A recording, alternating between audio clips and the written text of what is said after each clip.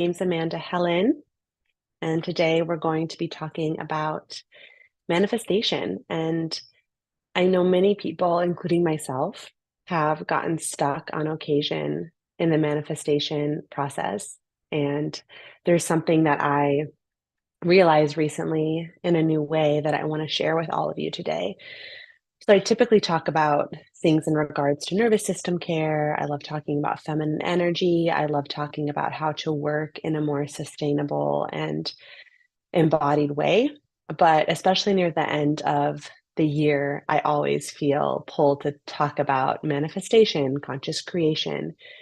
It is a feminine energy. Feminine energy is one that creates, it's creative, it's the energy that's held in the womb. So to explore topics of manifestation is really interesting to me. It could be approached from the lens of neuroplasticity and behavioral changes, and it could also be approached from the lens of consciousness and spirituality and emotional embodiment. And that's what we're going to talk about today is more of the embodiment piece. Um, I I think that a lot of manifestation is taught from the level of thought and thinking and visualization and setting goals and shifting your behavior to reach those goals.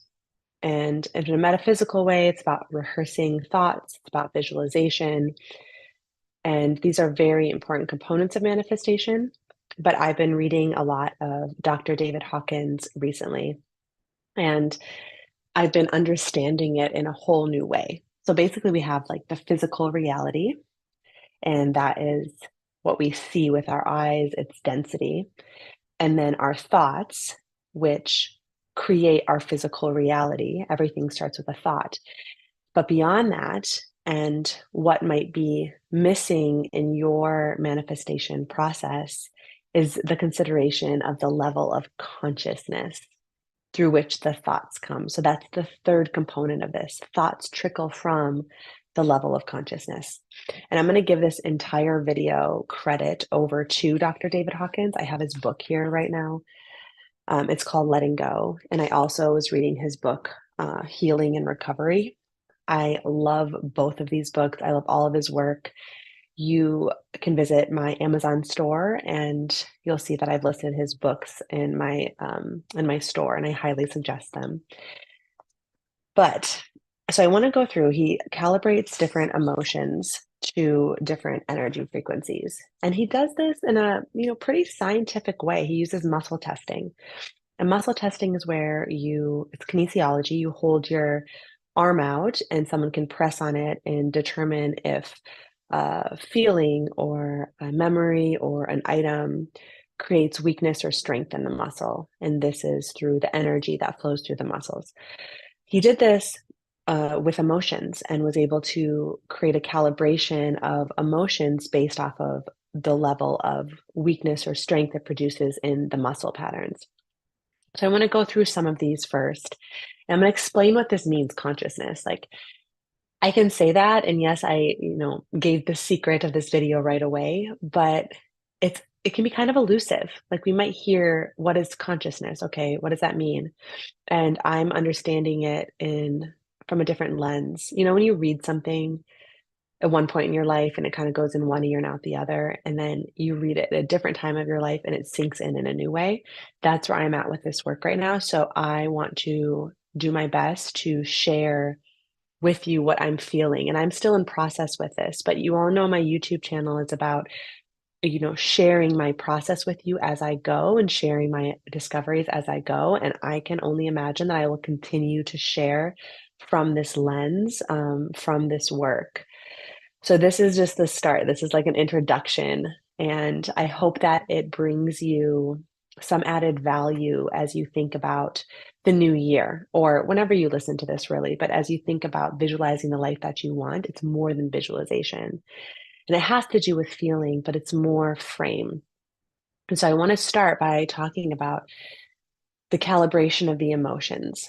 And then we'll continue from there. I don't have an exact outline or anything of what I'm going to talk about today. I just wanted to speak from my heart and move fluidly and see what comes through. I kind of think of this as like a book club, like this particular video. Not all my videos are like that, but I am really referencing this book and then sharing how I am interpreting this book and his work.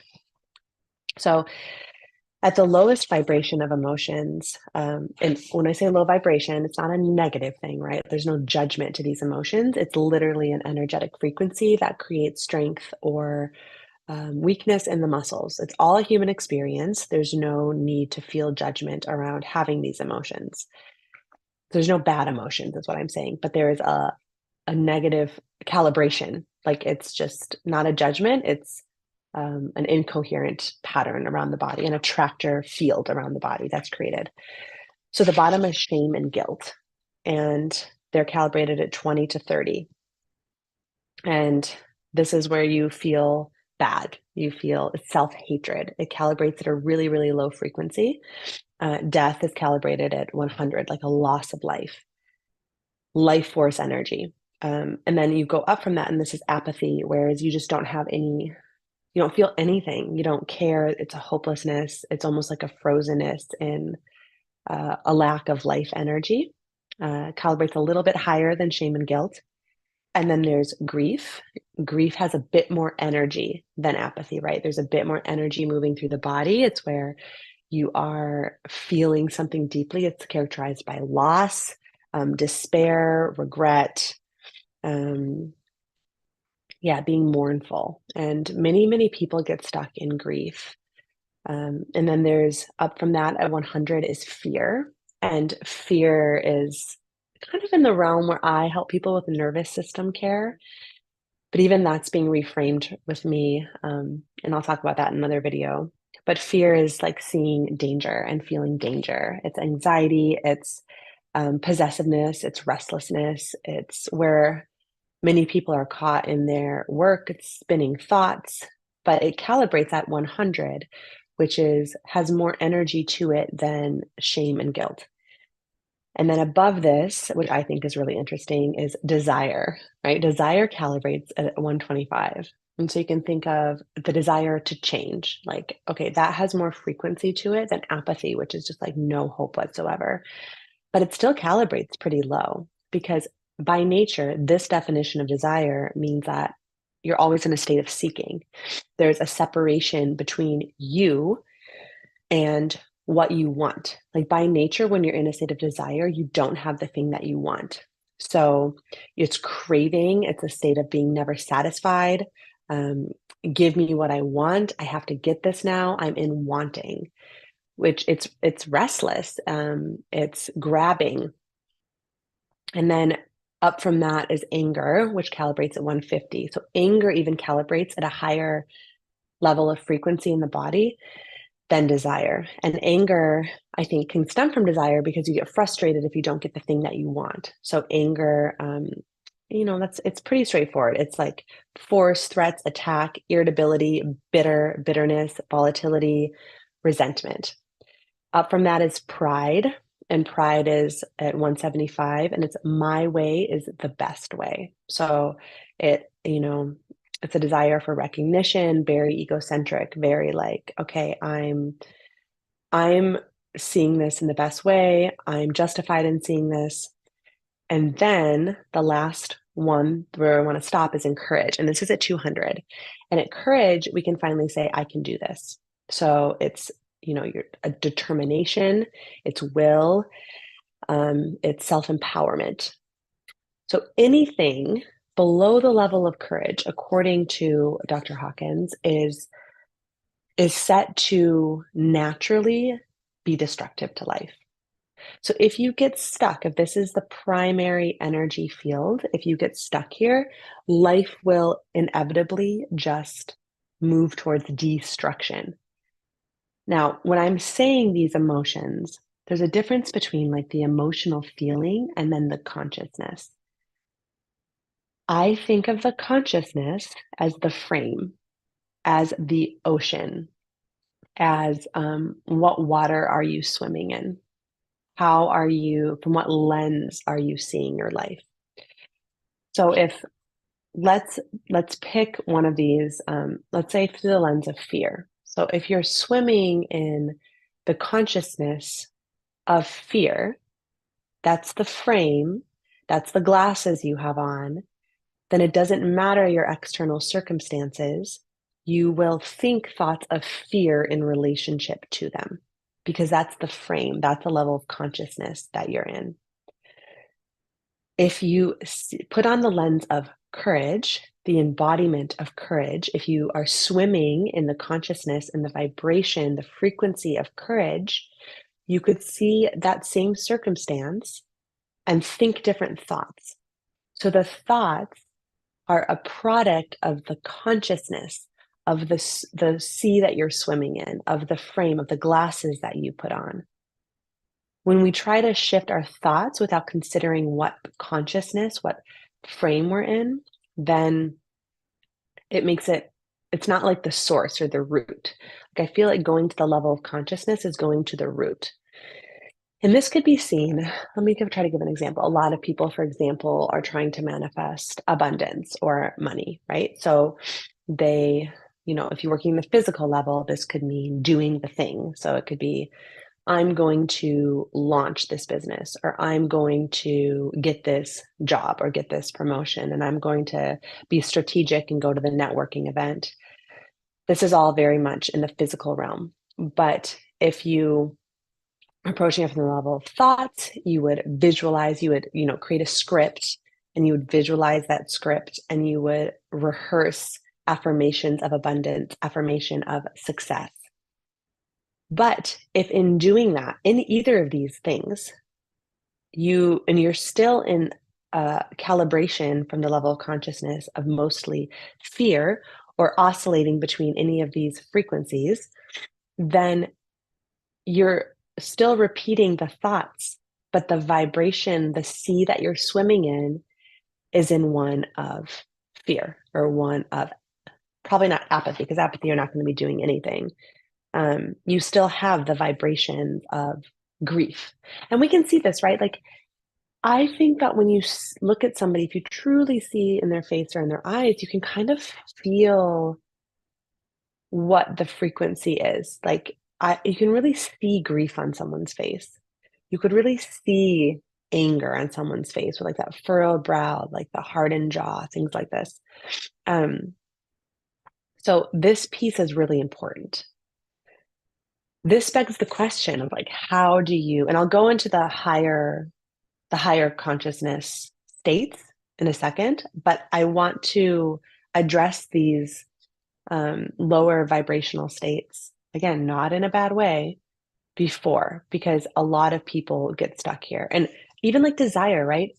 If you are thinking about what you want and visualizing it, but you're in the frequency of desire, you have that calibration, which is at 125. It's still underneath the 200 level. 125 means that life will inherently kind of destruct naturally. Then you are still rehearsing abundance, but from the lens of grabbing and reaching, and I don't have that. That thing is outside of me. I can't get it. And so then that's always fighting, that you're swimming in the sea of desire and probably oscillating into anger, frustration because you don't get it. And it's kind of working against one another. I think a lot of people get stuck here. I know I have. So how do you move through these different levels of consciousness? There are emotions, and the consciousness is the vibration of what they are. So we think of them as emotions, how they flow through the body, right? But the sea, or like the energy around, is the lens. And so how can we shift the lens? And the dichotomy here is, it's by moving through these states. Often when these states come up, they are suppressed, repressed, pushed down.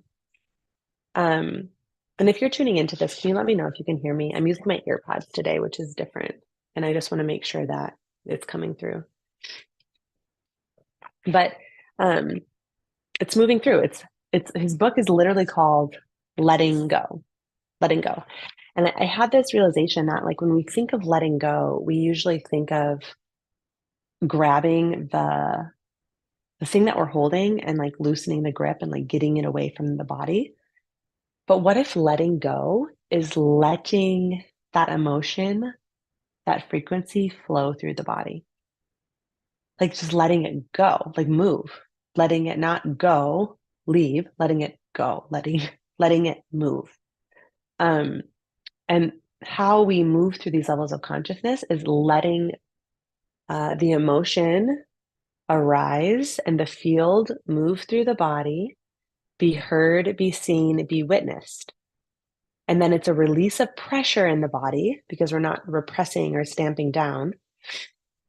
And then naturally, we move to the next thing. So the way that this is calibrated is, let's say that we're in apathy at 50 and we're in a very hopeless state. Then from apathy, we can just feel that and let that be there. And this is consciousness, right? We're viewing ourselves feeling apathy. And we let that apathy be there. And then grief will come up. And grief is this deep sadness. A lot of people have a hard time feeling this. But if you let the grief flow through, if you feel the tears well up, if you let yourself cry, if you feel the heavy heart, if you feel the heavy lungs, just letting it move through the body, be seen, then there's a release of pressure, and then you can move up to fear, and then you feel the fear, and so on and so on. But rather than go from, grief all the way up into these higher states like acceptance and love and peace, you're moving through the fields of these different levels of consciousness, and each one gives a bit more life force energy. So, I think it's interesting because a lot of people have resistance to feeling these things. I know for me, like, I don't like feeling anger. It's a really hard emotion for me to feel. But if it comes up and I can see it and I let it flow through the body, I don't act on it. Like, I'm not expressing my anger, but I'm feeling my anger. I'm noticing the sensations in the body. I'm letting the field move through the body. It's like this release of pressure in my body. And then I can move up to a state of courage. So I'll just briefly go through the more higher states here, and then we'll kind of keep talking about how to apply this to manifestation. So there's neutrality. This is, and I'm looking down because I'm actually reading from this book. So neutrality is like, it's okay either way. It's truly feeling like, if this happens, great. If it doesn't, great. My power is internal. My happiness is internal. It's unwavering. And my circumstances ripple from my internal state. There's nothing outside of me that can add to my happiness, to my sense of contentment. Willingness calibrates at 310. So this is it's what it sounds like. It's being willing to do the work to change. It's friendly, helpful, seeks to be of service. Up from that is acceptance, 350. So flexibility, harmonious. It meets life on life's terms. There's no need to blame others. Life is good. Everything's okay. It's really accepting and receiving life as it is and letting life be received in love. Then there's reason. And reason, I think it's interesting that this is calibrated at 400. But it differentiates humans from the animal world. So I think it pulls in the frontal lobe, prefrontal cortex, which is the ability to have consciousness, to use discernment, to have conversations like this, to know that we're in human bodies. It's very helpful to understand abstract ideas, make correct decisions. And then up from that, calibrating at 500 is love. Love being a way of being forgiving, nurturing, supportive. It emanates from the heart. So it's important here that love comes from the heart, from heart connection. I'll talk about this more in a second, but it deals with the collective, the whole, from seeing things in a holistic way and loving unconditionally, like truly, like not based off of conditions. I think a lot of, spiritual teachers, they taught from a beingness of love. They calibrated at a frequency of love. It's a very high calibration. And then joy is at 540. It's like seeing the beauty, how the world has this like exquisite beauty. And then peace is at 600. And this is the experience as perfection, bliss, effortlessness, and oneness in a state of non-duality, characterized by the peace that passeth all understanding. So these higher vibration emotional fields, these higher states of consciousness, the idea is that if we seek to feel into these states, then life will automatically blossom, bloom, and be constructive. This is a very important piece. So when we hear words like surrender, it's surrendering into the field, into the frame. It's surrendering to that higher power, the higher frequency. This is something in my biodynamic craniosacral training. We rested with each other in what was called the field. And the best way I can put this is like this energy grid. So everything's energy. It's a grid that is coherent and it's innately healing. And if me as the practitioner could connect to that field and hold the field in my body and connect that field into the field of the person that I'm working with on the table, then there's an innate healing force that flows through. And there's nothing to do in this but allow the body to respond. And we can think of this in terms of manifestation in our visions. Yes, we can have a vision for the life that we want, but really the main intention here, or the most potent action you can take, is to move into a higher state of consciousness in general in life and trust that what unfolds from that place, that what blossoms from that place will be in coherence, will be a reflection of love, that it will take you into a state of, I keep seeing this like blossoming flower, like naturally will just bloom and blossom. So I think, and the way to do that and the way to move into that is through feeling the things that just come up and surrendering them. And by surrendering them, that's letting them be in the body. So this begs the question of how to access these higher vibrational states, how to access these higher energy grids.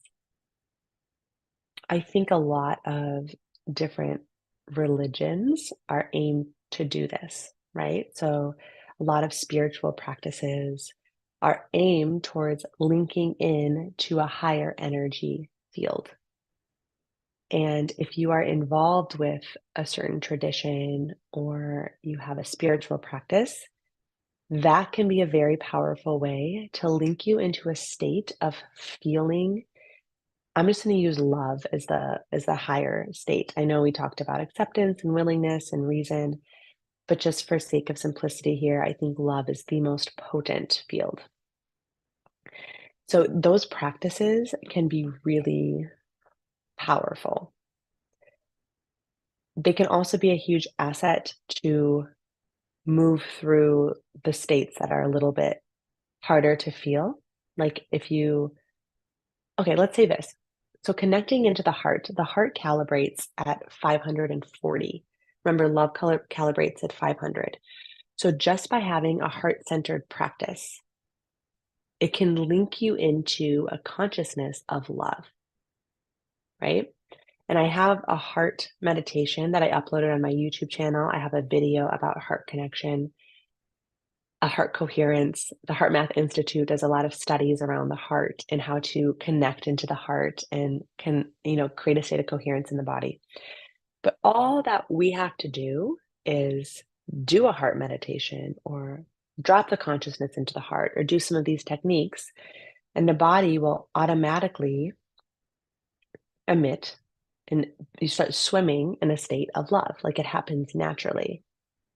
And then the thoughts that you think will start to flow from that state of love in relationship to your vision. So if you start coming back to that abundance example, you're going to start thinking different thoughts. You're going to start thinking thoughts that are constructive, that are building, that are blossoming your life naturally, rather than being in the state of desire, where I think a lot of people get stuck in, or frustration, or irritation, or fear. So you reach for that love. You let your body bring you into that. That's our natural state. I believe that. That's the state of the heart. And then allowing not only your thoughts, but you start to let your actions flow from that place. And the physical world will start to reflect love. Your body will start to reflect it. Your eyes will start to shine in a state of love. Your skin will start to emanate in love. You'll start to be seen in your radiance. Some things that I do to like help with this, one of my prayers is that I see the world through the lens, through the eyes of God, and that God sees me, or that the world sees me, the God, through my eyes, like in the God that's we're all connected. So this is like this state of connectivity and love. I also frequently pray for my YouTube channel to be in a grid of love, to for those of you who tune in to be held in love, to feel connected to something bigger than you through your heart. I do this for my social media. I do this for my clients. So I'm always, not always, I try as often as I can to hold that consciousness within my work, within my voice, within the thoughts that I think, before I go live, to be in a consciousness that's like a higher frequency. And again, there's no judgment to any of this.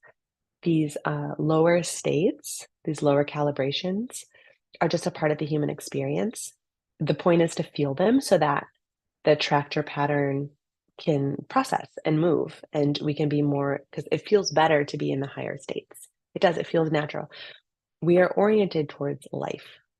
Like life energy flows through the body. Like if you look at nature, a flower blossoms, animals reproduce. I mean, death is a part of life too, for certain, but it feels good to express life, to come here and express life for however long that is for each of us. And it feels good to be in the frequencies for most people that are expressing life. So if we can let ourselves feel like rather than repress what doesn't feel good, feel them, let it be there, be the witnessing consciousness, and then move up towards these higher states, then life will automatically start to express abundance, express connectivity, express love. And then that's the root. And from there come the thoughts, from there come the ideas, from there come the actions. And the take home message here is that, I think a lot of people probably get stuck in, for sure, the action, but then in the manifestation world, the visualization and just the thought part of it. But the feeling, and Neville Goddard said the feeling is the secret. So the feeling being what emotions in the body, but at a larger state, what's the attractor pattern of that? And what's the lens in the ocean that you're swimming in? What's the water you're swimming in? How's it coloring how you're viewing something? And all of this is within us. So it's not something out there to get. It's something that can really shift. Like the environment at a really high level doesn't matter. We have the agency to create the level of consciousness that we want in any given moment. So I hope this was helpful.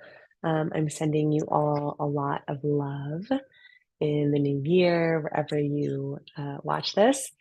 My holiday sale is going on through the end of the new year. It's 50% off of all of my on-demand courses. So definitely check that out. That's linked in the show notes.